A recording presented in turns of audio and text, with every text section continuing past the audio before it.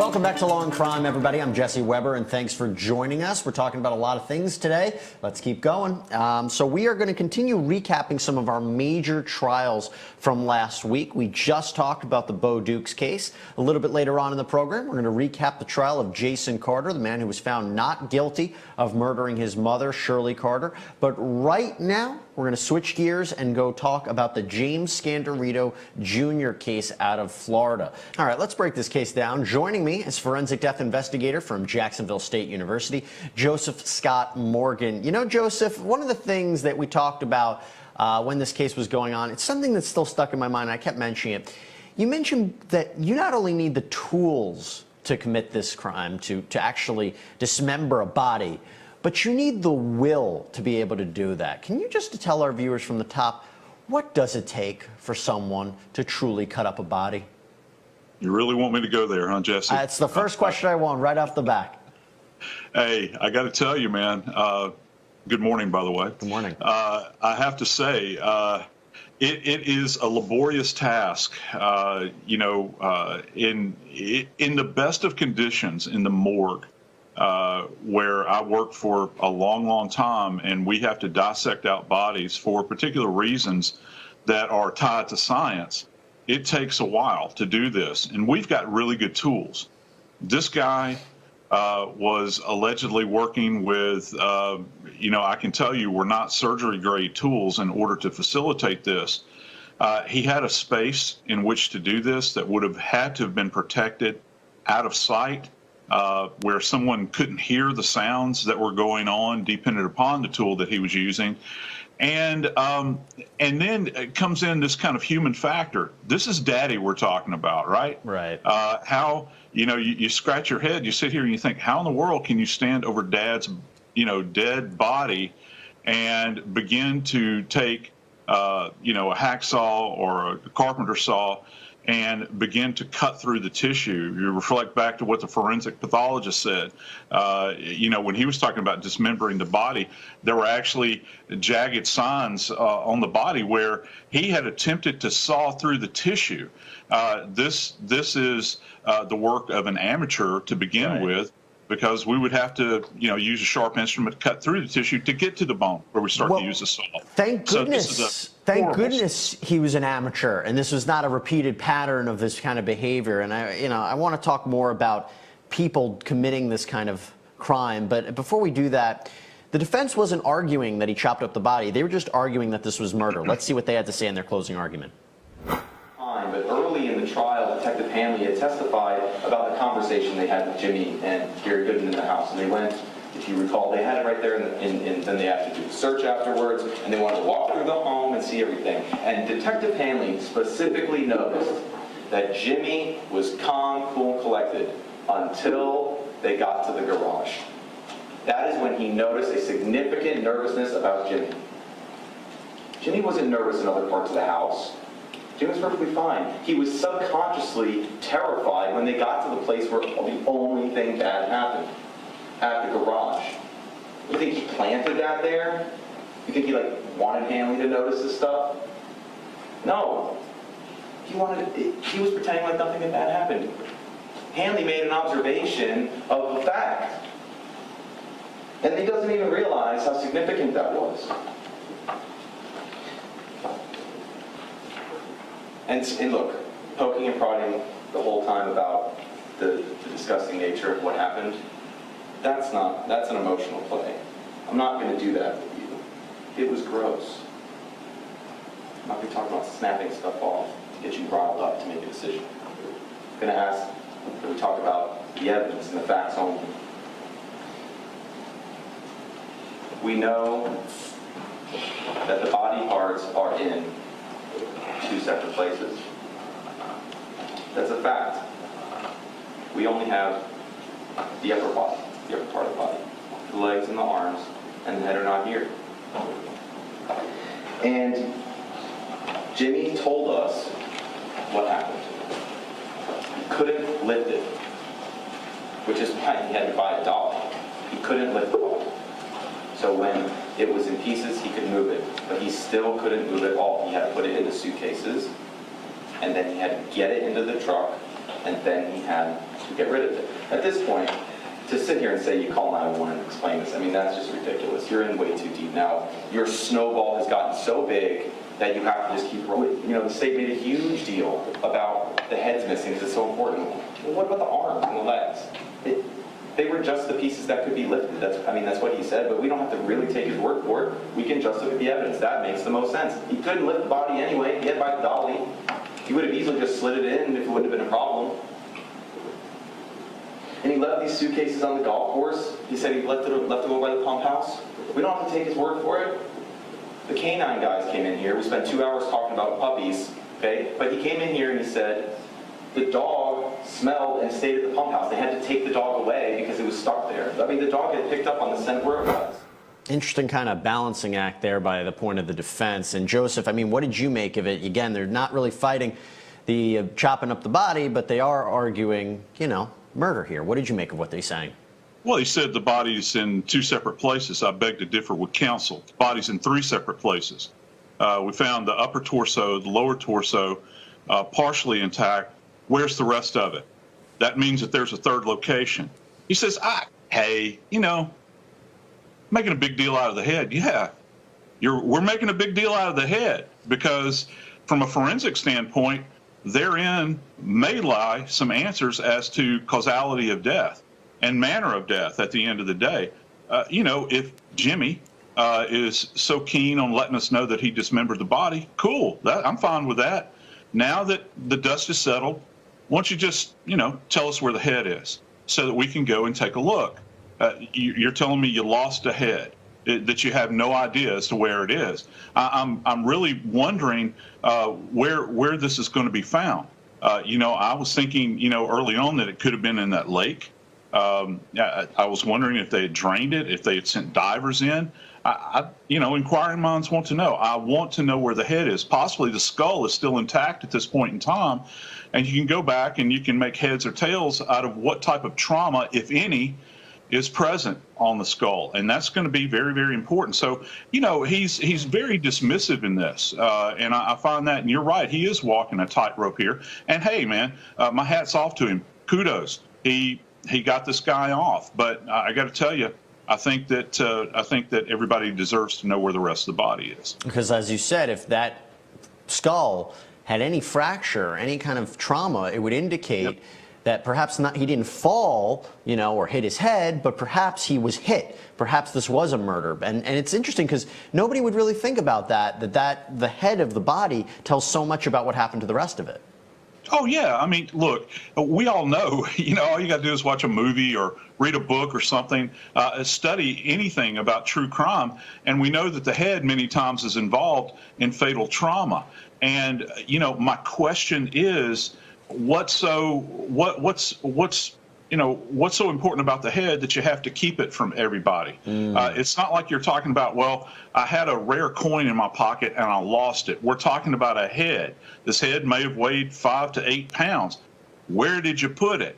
I want to know. Inquiring minds want to know. Where is the head? And you know, the thing about it, Jesse, is I don't know that we'll ever get an answer to that question. Well, I'll tell you what, I don't think we're going to get a lot of answers to many questions that we have about this case, including why James Scandirito ultimately decided chopping up the body was best. Yes, we have his explanation, but does that really answer all of our questions? I mean, let's tell you what, we're going to take a break. When we come back, let's play you James Scandirito Jr. when he took the stand and explained his behavior and the mistakes he made. Because if you haven't seen it, oh boy, it is something to watch. We'll be right back.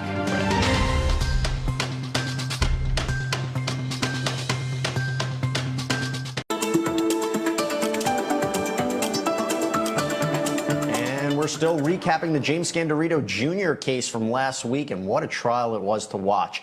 But one of the things that really sticks out more than anything is when the defendant himself took the stand and explained an absolutely insane story of how he found his father dead, all his drugs all over the place. He didn't want to get in trouble, so he did the thing that he thought was best at the time, which was dispose of the body by chopping it up and throwing those remains in a garbage receptacle and on a golf course. This is not even like I'm making this up. This is exactly what he says, and I want to play it for you right now. I come inside. I guess, it was somewhere around 11:30, right after I was done communicating with Mayara, within 10 minutes probably of that.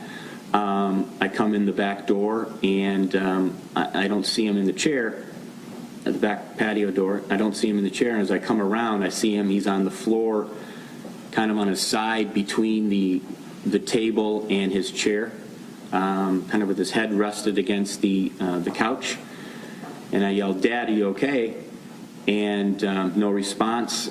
Thought maybe he just passed out or something, so I kind of grab him and shake him a little bit, and nothing. I checked his pulse at his neck. There was no pulse at all. I tried to roll him over. I mean, it's kind of a tight little quarters there. I kind of tried to roll him over and pushing on his chest, and there's no response. He feels like he's not, his body temperature isn't what it normally is. It feels not cold, but like it had happened, a little bit before then, certainly. He had knocked over all of the cocaine that was on the cake server, the appetizer server. That was on the floor. It was on the couch. It was on him, and he was just kind of laying in it. And once I saw all of that, my first reaction was that he might have done a line of cocaine and just passed out onto the table. So, Joseph, I'm going to ask you the same question that I ask any guest when seeing this. What's your reaction to the defendant testifying here? My reaction as a former death investigator is that why didn't you just simply call 911? There's a lot of sins that can be forgiven if you reach out to someone and say, "Look, Dad's in a bad way. I don't know what to do." He goes back to this idea that there's drugs in the apartment. He doesn't want. Joseph, haven't we realized one thing here on Law and Crime? People try to get out of their own mess, and they make it worse. But, I just want to ask you, as you watch this, does this strike a chord with you as a sense, a lot of people do this to try to escape liability? They chop a body up. Is this common practice? No.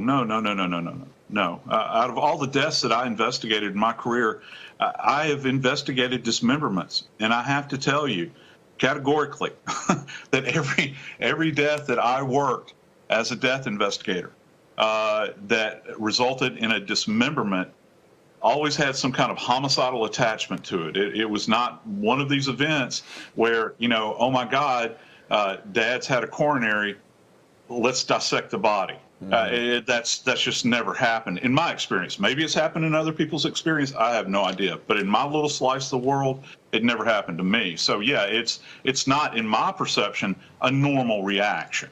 I know there was some reports out there that, there were cases out, I think in the Midwest, where people had dismembered bodies, and there was drug overdoses. They hadn't killed the people, but there were drug overdoses. And yes, there are those instances. This case stands out for a lot of different reasons. I want to just continue playing more of James Scandirito Jr. on the stand, and then Joseph and I are going to break it down.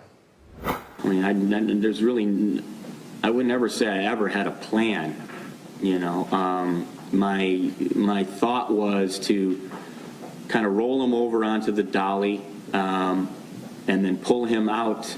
By that point, it had been, I don't know, 6 or 7 hours maybe since he had passed away. Maybe I should just put him in his bed. That way I could, when I woke up, he was dead in his bed. And I needed to, finish making sure that there was no cocaine or marijuana stuff in the family room area. So I ended up... Did you put him on the dolly? I did. I kind of rested the dolly against the couch and then just kind of worked him onto it. And then I kind of pushed the dolly, keeping it really low, so he's laying on it, out in front of the TV, into the hallway. Dolly's long. I mean, I don't know, it's 4 or 5 feet. My dad's 6 feet. So once you get into the hallway, you have to kind of lift it up to turn it. And that's when, problems occurred in terms of him starting to fall off the dolly, me banging it into the walls. It was, I couldn't move it.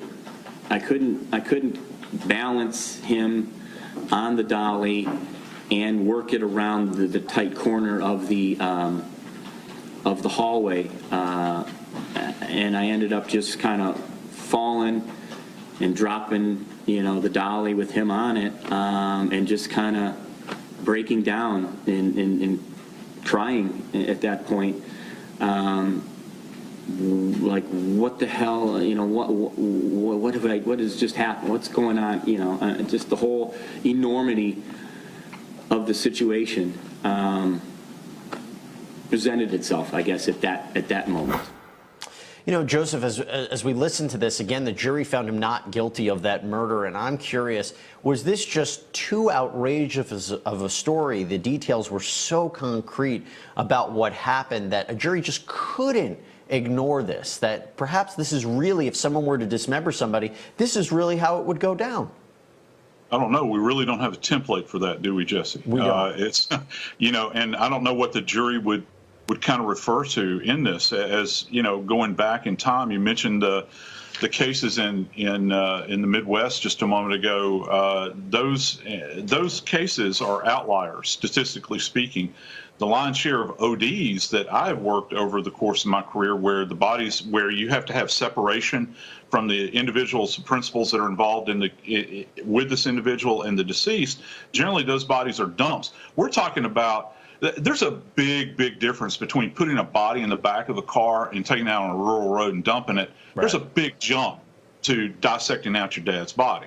This is completely, wholly bizarre. I just hope everybody understands that it's a bizarre set of circumstances, and I don't see how you go. He's in there, Jesse. He admits by his own admission, he says he's in there with dad's body for 7 to 8 hours. 7 to 8 hours, and then you have to account for the amount of time that it took to dissect the body and then to distribute the body. So now we're talking about a huge window of time here. You're telling me that you won't have a moment of clarity and all of that you're completely panic-driven but in the midst of all of this for that protracted period of time. Well, I think he clearly knew what he was doing, and at points he said he took smoke breaks. I think he said he vomited. He went back home. He went to the store to get supplies. I mean, he really thought about what he was doing, and he made this decision.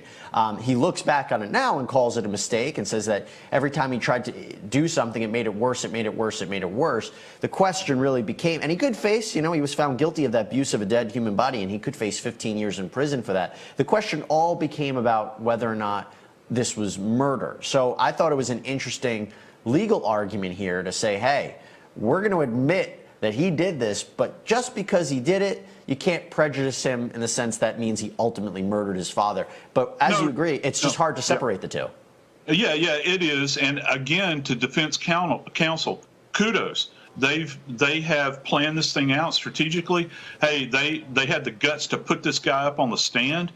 Kudos for that, because like they always say, the old adage, you want to hear him say it, and he was willing to go on the stand and address this issue, as uncomfortable and as embarrassing as this could be. But again, I've got to tell you, this for me as an analyst is going to be a benchmark. This is not a case I'm going to forget anytime soon. No. When I reflect back over it. No, and it's definitely not. And it's partly because of how he testified, and it's also because of the verdict that was handed down. It's something that we'll definitely keep in our minds. Again, probably for all the wrong reasons. But when we come back, I do want to talk with you, Joseph, about the idea of what the medical examiner said, that this was a homicide by unspecified means. And does that determination, did that help the defense? Did it help the prosecution? Did it hurt their case? We're going to talk about that. Let's take a quick break, and when we come back, we're going to play more of James Scandirito Jr. on The Stand. We'll be right back.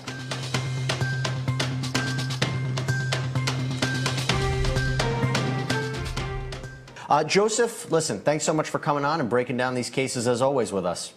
Great to be with you, Jesse. All right, everybody. So we're going to take a break. Stay tuned here on Law and Crime. We'll be right back.